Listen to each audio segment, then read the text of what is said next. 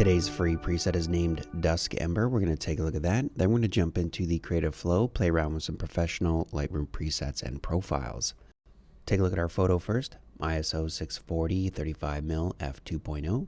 Looking at the full frame, really nice, but we're going to check it out nice and close, before and after. This preset has a nice warm Moody look. I'll put a link down below so you can download and try. Now we're going to go to the creative flow, down to the FE, has a nice mix of presets and profiles. Down to the Fuji Pro 400 inspired preset. I like the color difference with a warm fire and bluish tones, really nice. But then we have that nice warm look right here, before and after. And you're going to notice two things. You get an adjustable preset and you also get this profile with the 35mm currently at 5, and this is where we can play around and adjust further. So there's without our profile, and it just dampens the whole image. You can see by the histogram, takes down some highlights and really gives it that moody look.